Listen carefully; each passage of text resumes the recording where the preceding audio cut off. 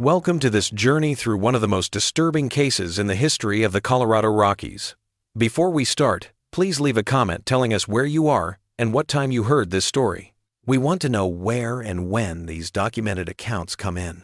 In the fall of 1899, the discovery of an empty cabin near Pikes Peak in Colorado made people in nearby towns uneasy.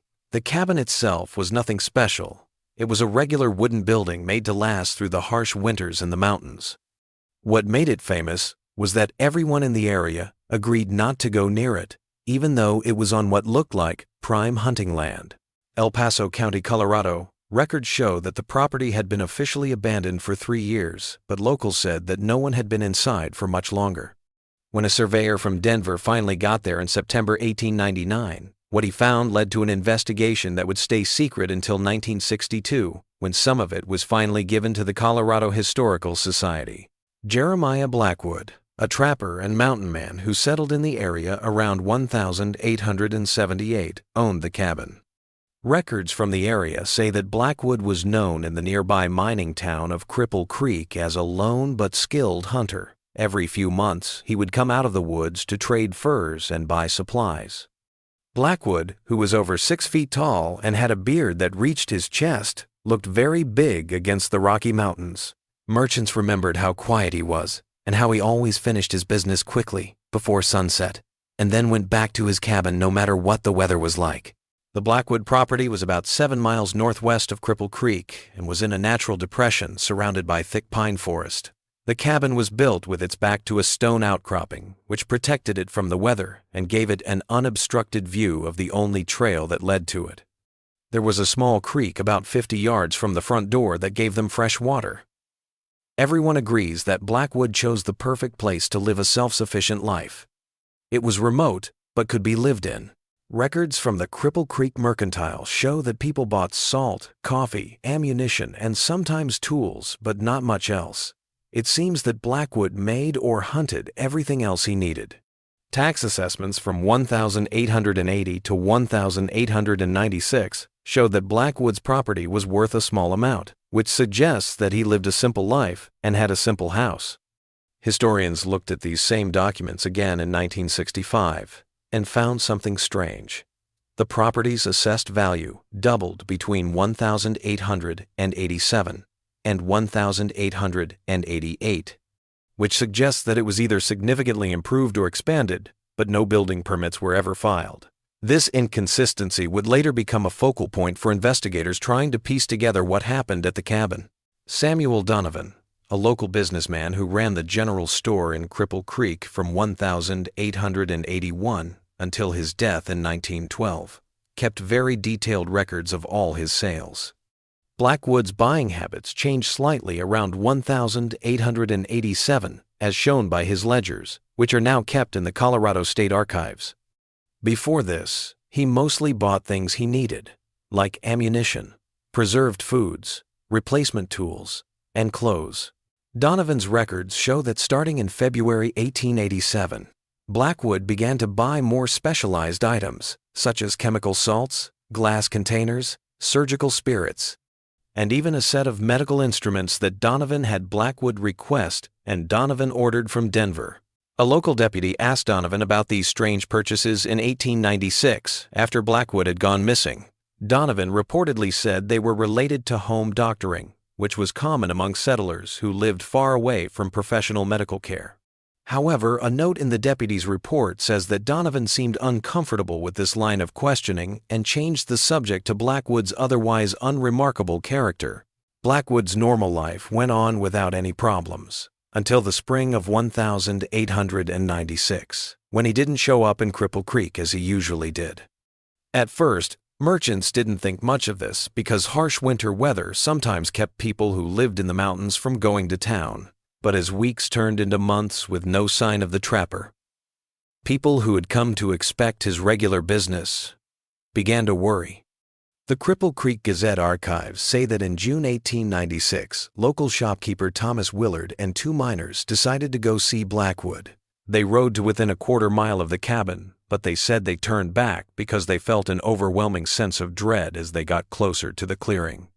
Willard, who wasn't known for being superstitious, later told the newspaper editor that something in the air stopped them from going on.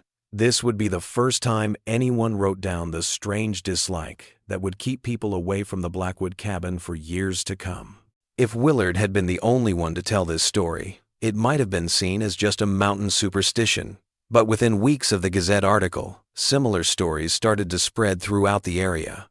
James Thornton, a well-known guide who had been leading trips through the Rockies for more than 20 years, led a hunting party that gave up on a promising elk track, rather than follow it near Blackwood's property. In a statement he gave to the local sheriff, which is recorded in county records from July 1896, Thornton said that as they got closer to the area, the air seemed to thicken, and he felt a pressure on his chest that made it hard to breathe. Dr. Elias Whitman, a geologist from the University of Denver who had been studying mineral deposits in the area, had an even stranger story. On the 12th of August, 1896, Whitman, a scientist who didn't know about the growing local unrest over the Blackwood property, set up camp about half a mile from the cabin site. Whitman wrote in his field journal, which was later used as evidence in the official investigation, that he woke up in the middle of the night to a sound like distant voices speaking words that were just out of reach of understanding. Whitman tried to find out where the sound was coming from, but it seemed to come from all sides at once. It got louder as he got closer to Blackwood's cabin and quieter as he went back to his camp. Similar stories kept coming in throughout the rest of 1896 and into 1897. 4 men from Colorado Springs who were out hunting went miles off course to avoid going near the cabin. A mail carrier who was taking a shortcut through the area said he heard a low humming sound coming from the direction of Blackwood's property like a swarm of bees. He was still half a mile away. By the end of 1897, the cabin had become so well known that local guides would tell travelers to avoid coming near it, which added hours to their trips through the mountains. What makes these stories so interesting is that they all agree with each other, even though the people who told them didn't seem to know each other. The Colorado Historical Society has 17 different accounts from the time that all describe the same feeling of dread that people had about the area around Blackwood's cabin. No one said they saw anything strange, like lights or figures that didn't make sense. They just felt an overwhelming urge to turn away. One of these testimonies stands out because it is very detailed and comes from a reliable source. Father Michael Donahue, a Jesuit priest who traveled between parishes in the mining communities, tried to get to the Blackwood cabin in March 1897 after hearing rumors that it was empty. Donahue, who studied both theology and natural philosophy at Georgetown University, was skeptical of the supernatural claims about the property when he began his investigation. In a letter to his superior in Denver, preserved in the Jesuit archives, Donahue described his experience. "I proceeded along the trail with confidence, dismissing the local tales as the product of frontier imagination. Approximately 500 yards from where I understood Mr. Blackwood's dwelling to be situated, I experienced a most peculiar sensation. It began as a slight discomfort, similar to the pressure one feels when descending rapidly in elevation. This quickly intensified into a distinct feeling that I was walking against some invisible resistance. More disturbing was the effect upon my thoughts, which became increasingly fragmented and distorted as I continued forward. I found myself unable to maintain focus on my purpose, with my mind instead filled with an inexplicable certainty that to proceed further would result in some nameless harm.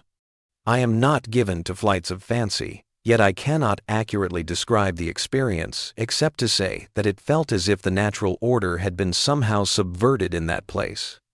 After retreating some distance back along the trail, these sensations abated entirely, leaving me clear-headed but profoundly disturbed.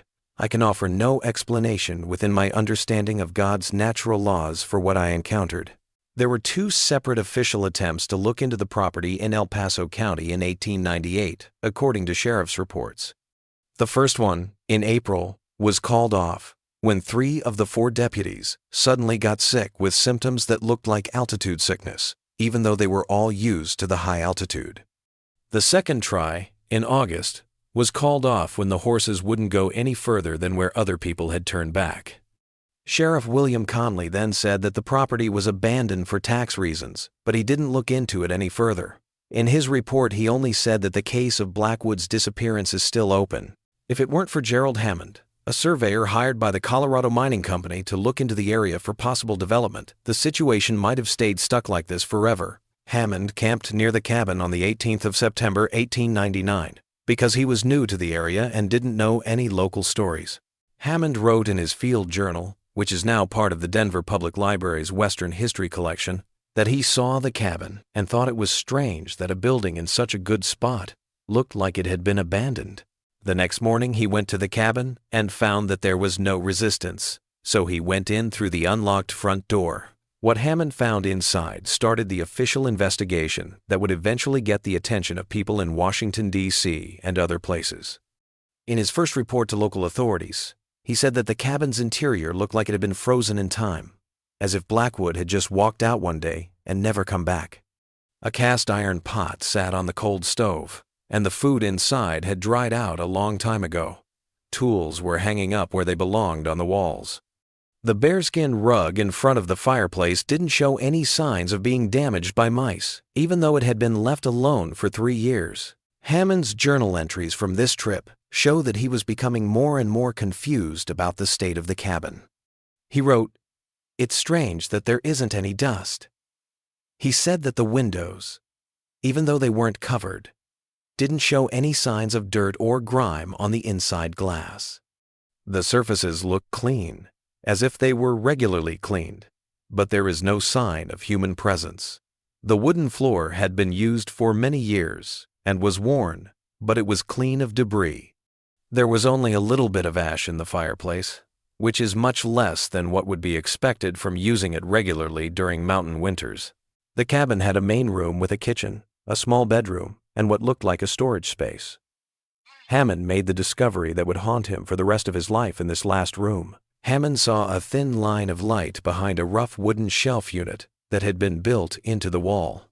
He pushed the unit aside to show a door that led to a part of the house that had never been seen before. A room about 12 feet square that had been dug into the stone outcropping where the cabin was built. Hammond said in his official statement that the hidden room was lit by a single oil lamp that somehow stayed lit even though it had been empty for years. He said that the flame had a strange blue color and didn't flicker or move when he waved his hand near it. Hammond said that the room was unnaturally cold and that the shade of the rock couldn't explain it. This was even more strange. Historians and researchers who have looked into the case still don't agree on what is in this secret room. The El Paso County Sheriff's Office's official report calls it a workshop of some kind, with a lot of journals, drawings, and specimens inside. Hammond's own story, which he wrote in a letter to his brother in Boston in October 1899, was more clear and troubling.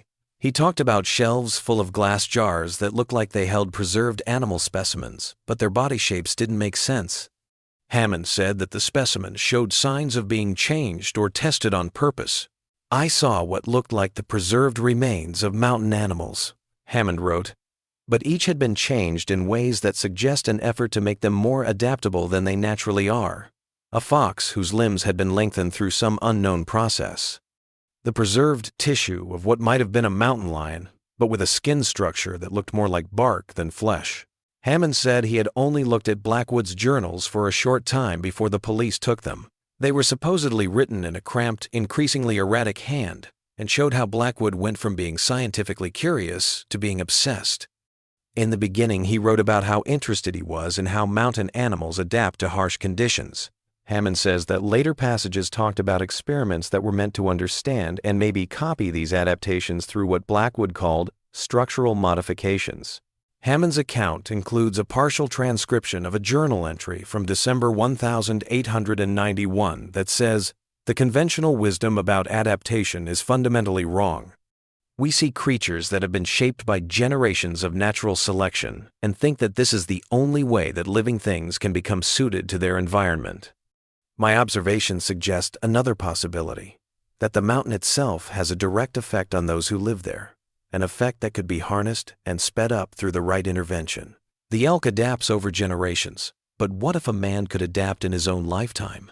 The most troubling part of Hammond's story, and the part that official sources disagree with the most, is the last room that is even more hidden than the workshop.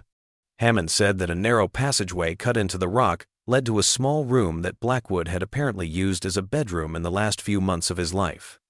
The surveyor said that he found a straw mattress, a few candles, and walls covered in writing and drawings that made it look like Blackwood had been very mentally ill. One phrase that came up a lot in the writings was, "The adaptation is complete. The mountains are inside me now." Hammond wrote to his brother about the innermost chamber in a way that makes it seem like he doubted what he saw. The walls seemed to pulse with a subtle movement, as if breathing. I convinced myself this was an optical illusion caused by the poor light, yet when I placed my hand upon the stone, I felt what seemed to be a warmth and movement, entirely incongruous with inert rock. More disturbing still was the distinct impression that some presence lingered in that space, not a ghost or spirit as conventionally understood, but rather a persistence of consciousness impressed upon the very substance of the place. When the authorities in Colorado Springs got Hammond's report, they started a full investigation. The cabin and the land around it were blocked off, and a group of law enforcement officers, a doctor from Colorado Springs named Dr. Marcus Holloway, and a representative from the newly formed Bureau of Investigation, which later became the FBI, searched the area thoroughly.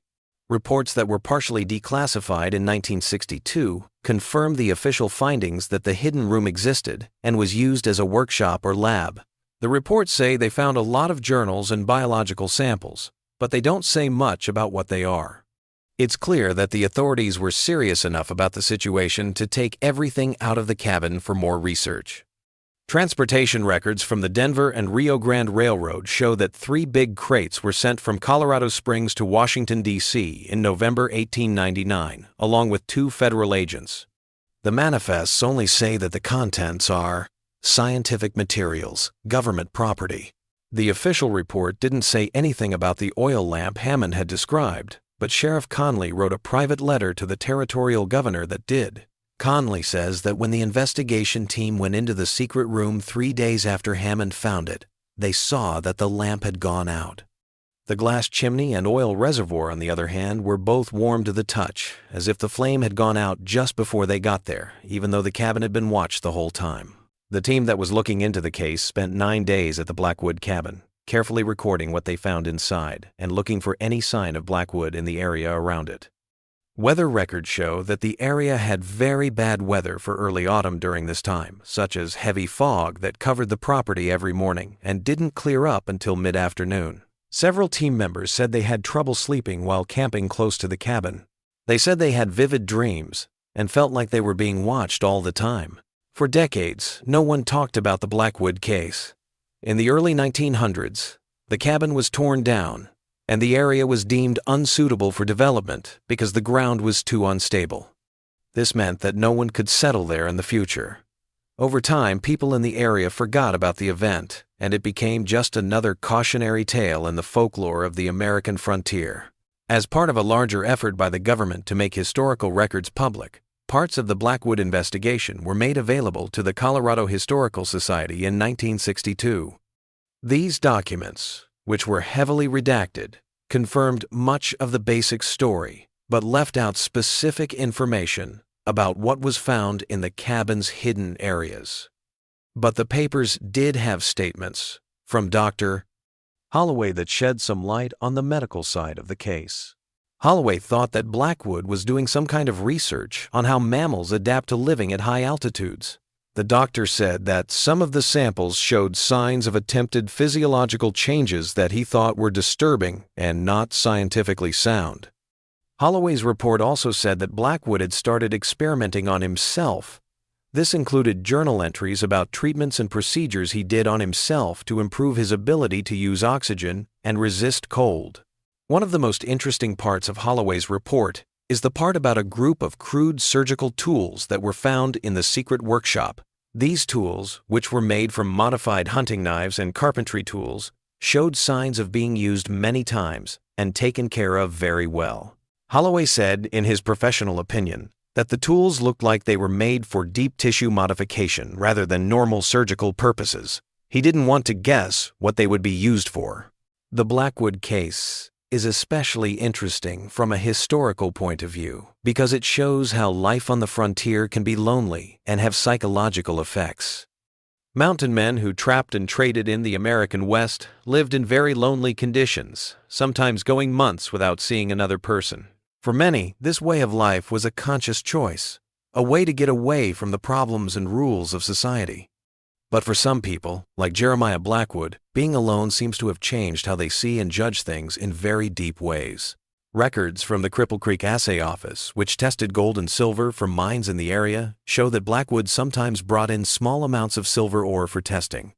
The amounts were never big enough to show that serious mining was going on, but they do show that Blackwood knew a little bit about the underground formations in his area. This link to the underground world of the mountains would later become more important because of what was found in his cabin. The journals found in Blackwood's secret workshop, some of which were quoted in Dr. Holloway's report, show that his mind was becoming more and more focused on staying alive in tough situations. The first entries show a careful, observant naturalist who wrote down how mountain animals changed to fit their surroundings.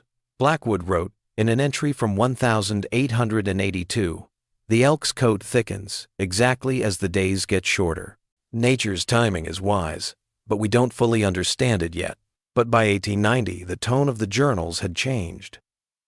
"Man is not ready for these mountains," says a note from February of that year. "We survive through tools and fire, but these are poor substitutes for true adaptation. I begin to wonder if more direct approaches might yield results." This marks the apparent beginning of Blackwood's experimental phase, though details of his early attempts are sparse in the declassified materials. A June 1890 entry, partially quoted in Holloway's report, shows that Blackwood had started to gather specimens from animals that had died the winter before. The martens that survived showed distinctive adaptations in their circulatory systems. The capillary density in their extremities far exceeds that of their land counterparts. "I have preserved several specimens for comparative study. If such adaptations could be induced rather than awaited, the implications would be profound." Robert Chambers, a mining engineer, visited Blackwood's cabin in 1891 to talk about possible silver deposits in the area. He later gave investigators a statement that gives one of the few outside views of Blackwood during his time of growing obsession. Chambers said that Blackwood was very focused, but otherwise normal in conversation. He said that the mountain man knew a lot about geological formations and seemed especially interested in caves and natural tunnels in the area. Chambers said that the inside of the cabin looked normal when he visited, with no signs of the hidden rooms that would later be found. But he did remember one strange thing. Blackwood had a journal-like book open on his table, and the pages were filled with detailed drawings of animal anatomy and math problems.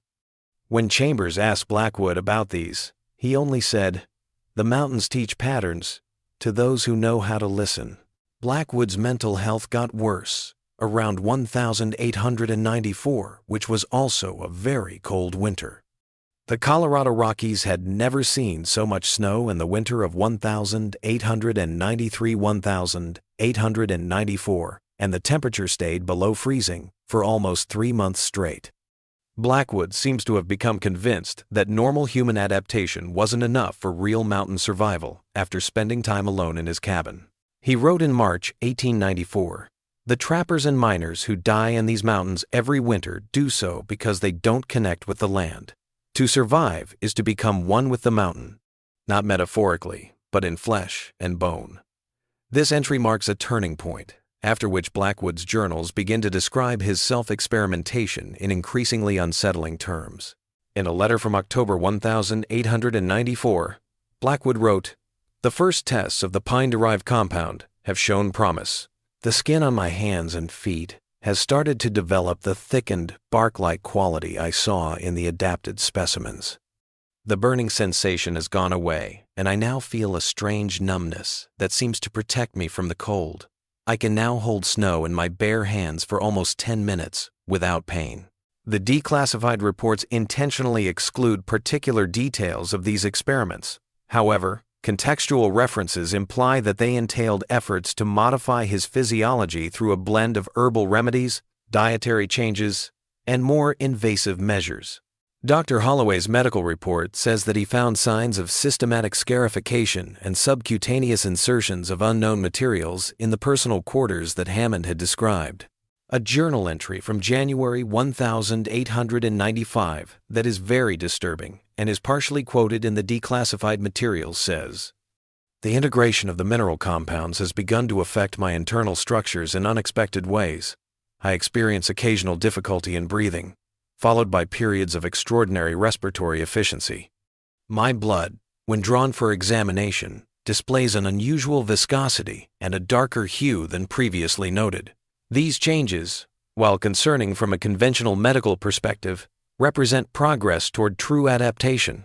Blackwood's journals from the summer of 1895 show that the way he saw himself had started to change in a big way. More and more often, people talk about my transformation and the merging. I dreamed last night that my skin turned to stone while I slept, and then softened again with the morning light. When I woke up, I found rock dust in my bed. The line between dream and waking life is getting more and more blurry as the adaptation goes on.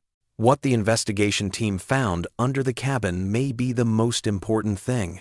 They found a well-made cellar about 8 feet deep after taking up the floorboards in the main room. This room was different from the rest of the cabin because it had been changed in ways that didn't make sense. Blackwood had apparently made a mix of clay and pine resin that lined the walls, which made for an unusual sound environment. Witnesses said that when one investigator spoke in the cellar, his voice seemed to come from more than one place at once. There was only one piece of furniture in the cellar, a chair made from a single piece of pine that was in the middle of the room. The seat and back of the chair were shaped to fit a human body, but there were some small anatomical differences, as if the chair was made for a body that was a little different from the average human. A detailed spiral pattern that started at the floor and went up to the ceiling surrounded the chair. It was carved directly into the clay resin mixture of the walls. Dr. Holloway said in his report that the pattern looked a lot like some body parts, especially the inner ear and neural pathways. It's still not clear why this change was made, but Blackwood's journals talk a lot about the voice of the mountain and his efforts to copy or record it.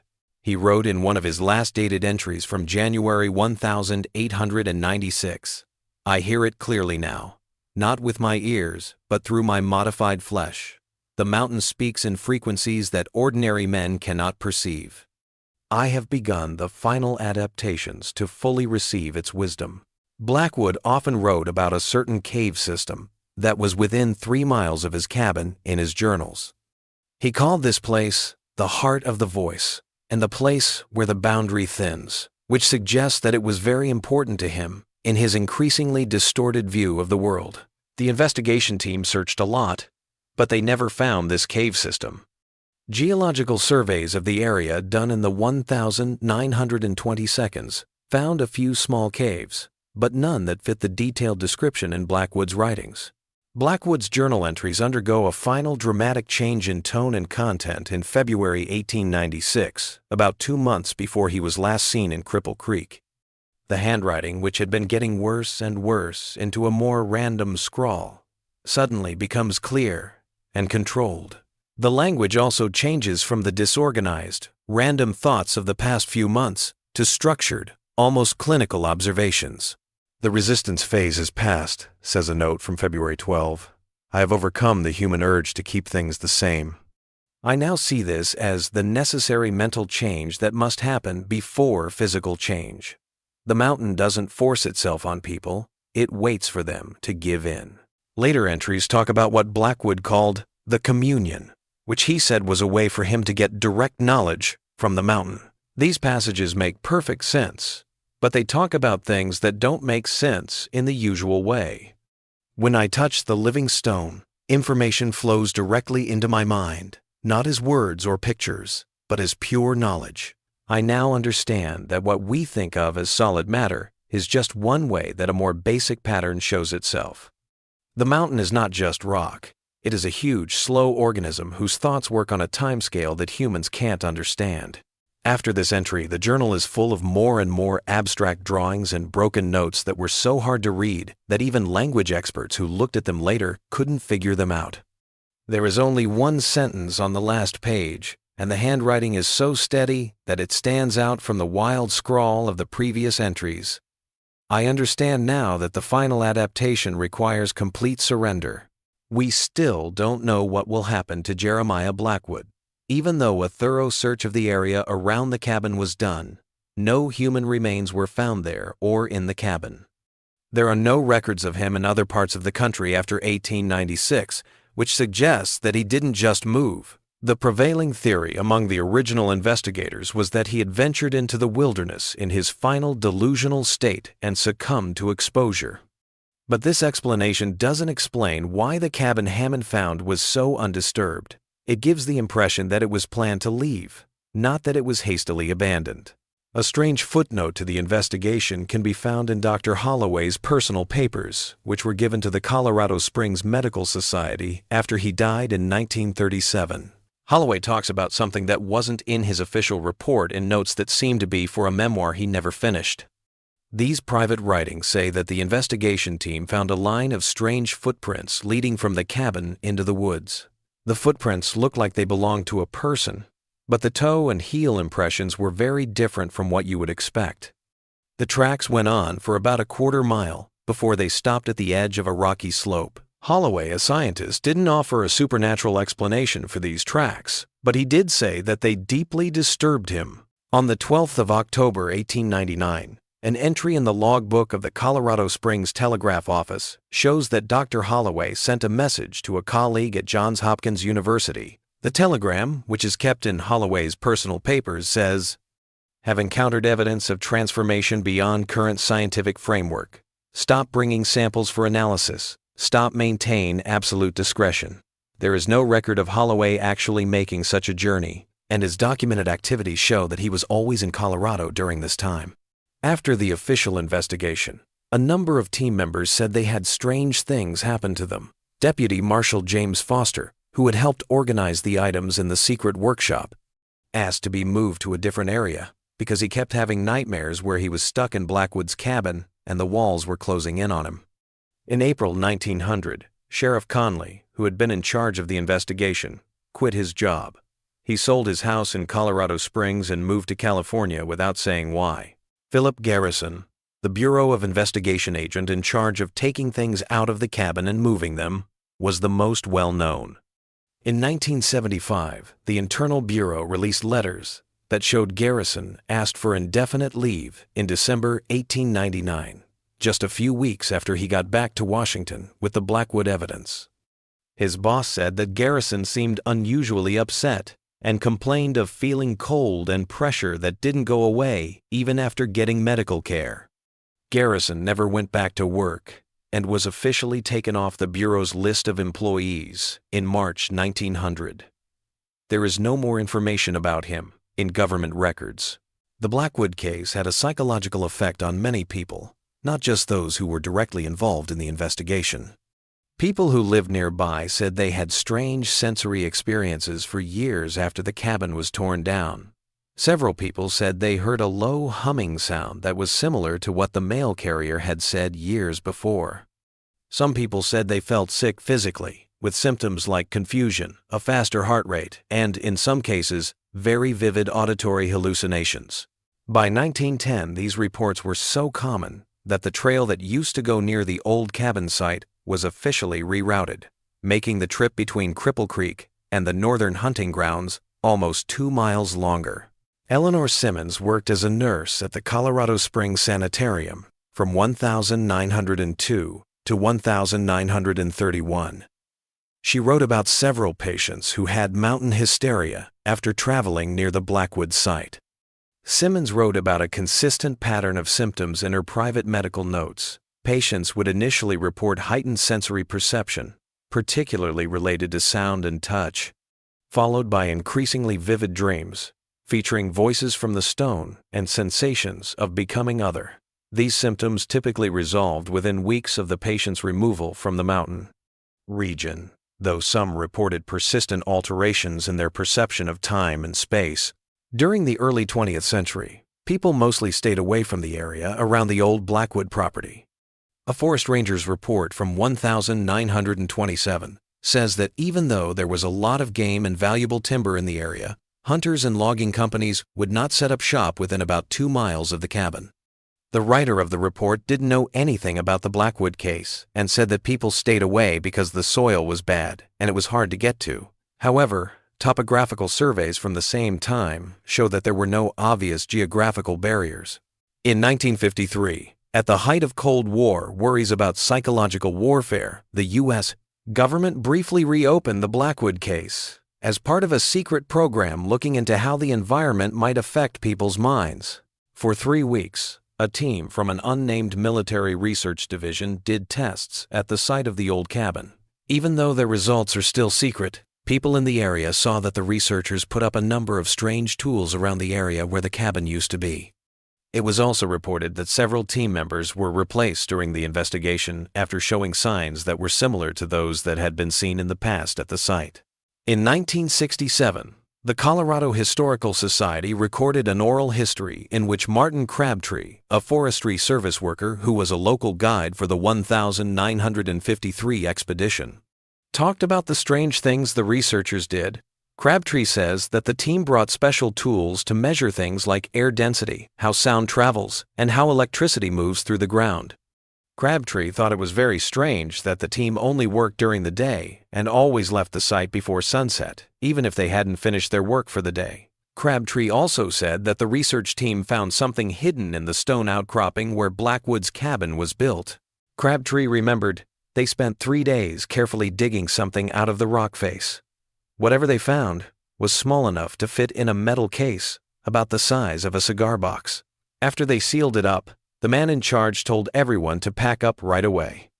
By nightfall, we were back in Colorado Springs, and the next day half of the team was replaced with new people who didn't ask me any questions about what we had seen. In 1968, a geology team from the University of Colorado asked for permission to study the area's unusual rock formations. This was the last time the government was officially involved in the case. The Department of the Interior turned down their request, saying that the site was a historically sensitive area with ongoing research value. To this day, the land where Blackwood's cabin used to be is still under federal control and is listed as a scientific research reservation in land management records, even though there is no evidence that any research is currently taking place there. Without complete official records, the Blackwood case has led to many theories, some of which are scientific and some of which are supernatural. Some historians think that Blackwood might have accidentally found a natural gas leak or a mineral deposit with hallucinogenic properties. This would explain both his mental decline and the strange things that people who went near the area said they saw. Some people said that Blackwood's isolation drove him insane, and that the strange things that happened near his cabin were just normal wilderness encounters that were made worse by suggestion and folklore. People who study frontier mysticism and what anthropologists call landscape consciousness have come up with more abstract ideas. This is the idea that certain geographical features have historically inspired similar psychological and spiritual responses across different cultures. Supporters of this theory say that the Ute people who lived in the area where Blackwood built his cabin thought it was a sacred place, because they thought it was a place where the line between the physical and spiritual worlds was very thin. James Mooney, an ethnographer, wrote down a Ute oral tradition in 1913 that talked about a place in the Pikes Peak area where the mountains speak to those who listen with more than ears.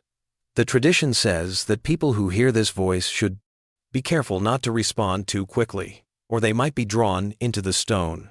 Although no direct correlation can be established between this tradition and Blackwood's experience, the similarities are sufficiently pronounced to have garnered scholarly attention in recent decades.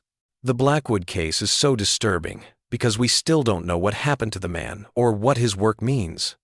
The solitary mountain man in his remote workshop, pushing the limits of human adaptation, embodies a distinct form of frontier madness. The conviction that sheer will and experimentation can overcome human limitations. The psychological burden of total isolation, coupled with the severe physical challenges of mountain survival, induced in Blackwood a distinctive delusion centered not on evasion of his surroundings, but on unattainable integration with them. The most unsettling thing for people who have studied the case over the years is not the idea that Blackwood's experiments killed him, but the much more unlikely but still disturbing idea that they worked in some way we can't understand. The lack of remains, the cabin's undisturbed state, and the ongoing sensory phenomena reported in the area all point to an outcome that goes beyond what we usually think is possible. Sheriff William Conley's last report before the case was classified in 1900 may have best captured the main mystery. What we found in that cabin represents either the ravings of a solitary man driven to madness by isolation, or something far more disturbing. The work of a mind that glimpsed possibilities beyond our current conception. Neither explanation brings comfort to those of us who have seen the evidence firsthand. More than 100 years after Gerald Hammond first opened the door to the empty cabin, the Blackwood case is still a strange but important mystery in the history of the American West. The declassified papers, which left out important information, have led to many theories, from government experiments to elaborate hoaxes. But most people who have looked into the case in depth come to the same conclusion, that something truly strange happened in that remote mountain home. Something that went against what the investigators thought they knew. Even though Blackwood's cabin isn't on any official maps, amateur historians and paranormal fans sometimes try to find its exact location.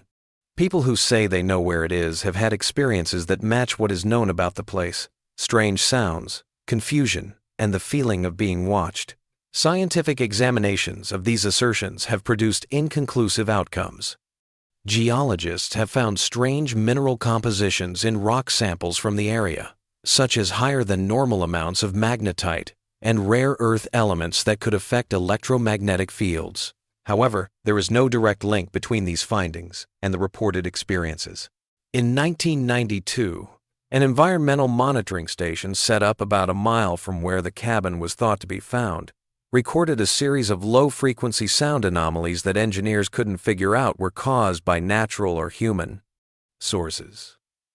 The station was moved after 6 months of operation because the project report said that the equipment kept breaking down and the staff kept getting sick. The most telling thing about the case might be where it happened. Modern topographical maps of the Pikes Peak area don't show the exact location of Blackwood's cabin by name. Instead, they show it as a simple, unmarked area that all the established trails avoid. Even local guides who don't know much about the history of the area still instinctively lead hikers and hunters away from the depression where the cabin used to be. Some people say this is because the trees have grown back so thickly that it's hard to get through. Others, especially those whose families have lived in the area for generations, have a different theory, that something about the place itself keeps people away, as if the air remembers what happened there. In 1965, an old man from Cripple Creek told a historian, "My grandfather helped tear down that cabin in 1900. He never talked about what he saw inside, but for the rest of his life, he would wake up at night saying he could hear the mountain calling his name. He said that the mountains keep some secrets for themselves." What is clear is that Jeremiah Blackwood disappeared without a trace, leaving behind a cabin full of strange research and experimentation. The official investigation, which was done by trustworthy people like doctors and police officers, found enough troubling evidence to justify federal involvement and decades of secrecy. At the time, what happened in that remote mountain home was thought to be too sensitive for the public to know, and the strategic redactions in the documents that were eventually made public suggest that some parts are still sensitive now. The story of Jeremiah Blackwood and his remote cabin serves as a reminder of the psychological barriers that come with geographical ones, as well as the deep, sometimes disturbing changes that can happen when a person is completely alone with the unyielding forces of nature. The cabin that no one would go into is long gone, but its mystery still echoes through the quiet valleys of the Colorado Rockies, like a whisper from the darker parts of our frontier past. Gerald Hammond, the surveyor who found the abandoned cabin by chance and brought it to the attention of the authorities, may have written the last fitting chapter in the Blackwood mystery. In 1927, almost 30 years after his experience, the elderly Hammond gave a rare interview to a Denver Post reporter who was interested in historical accounts of the area. When asked directly about what he had found in the innermost chamber of Blackwood's cabin, Hammond was silent for several moments before responding. There are things that the human mind is not equipped to process, not because they are supernatural, but because they fall so far outside our framework of understanding that we have no context in which to place them. What I saw in that final room was not monstrous or otherworldly. It was simply impossible, and yet it was there. I have spent 30 years trying to forget it. And 30 years knowing that my understanding of reality will never be whole again. When pressed for specific details, Hammond declined to elaborate further, stating only, "There are mysteries in these mountains that should remain undisturbed. Some doors, once opened, cannot be truly closed again."